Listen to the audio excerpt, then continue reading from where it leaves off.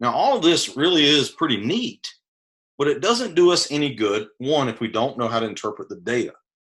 So we got to be trained in our particular camera, which I highly recommend you read the instructions of your camera. And if you don't want to do that, we sell a tip guide that breaks down your thermal imaging camera into basically two laminated pages.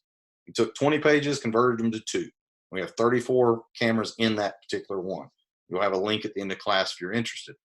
But even with that guide, if you don't know what the building looks like under normal conditions, how are you going to know what it looks like when something's wrong?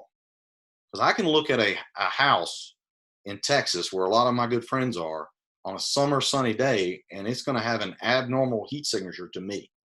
Okay. When I was teaching with Chief Reinwald recently, we were doing searches in a building that was not on fire. And I'm sitting in a room inside this building at 8 o'clock in the morning, and I'm looking up at the roof, and it said it was 137 degrees on a spot temperature measurement. And it was in the morning. That's abnormal to me, but that's a normal Texas day. Now, if I carry my thermal imaging camera when I do pre-planning or building tours, what am I doing? I'm getting more insight. I'm getting information to me about what's my baseline, what's normal. Okay, and we'll talk more about that. For example, this is one of the problems we had when I was assigned at Station 2. We had 2,765 inspectable properties when I was first assigned there. When I left, it was over 3,100. And there were buildings like these. They're known as podium style construction, 1-story concrete, 5 to 7 stories of wood frame on top.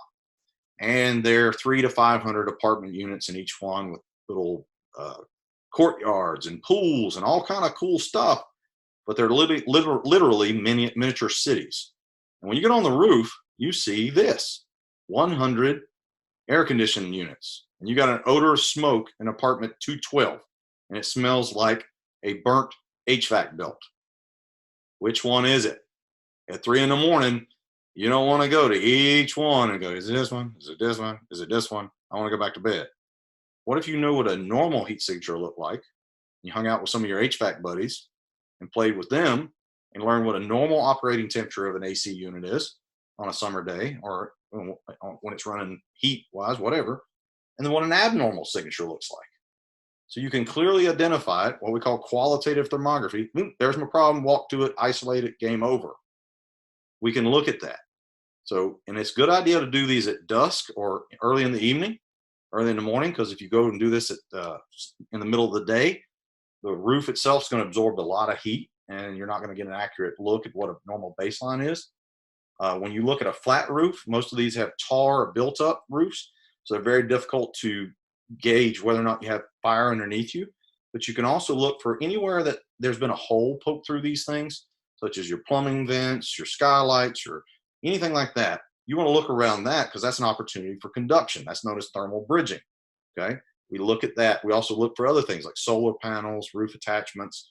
There's all kind of stuff mounted on tops of roofs now. And that kind of data is priceless when you have that working fire and you want to know what's normal and what's not. We call it what's the building's normal thermal footprint.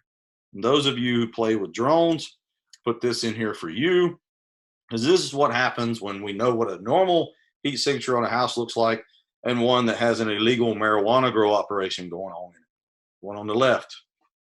And then we call our friends in blue and let them know the house on the left that they probably already know about is using a lot of power and producing a lot of heat.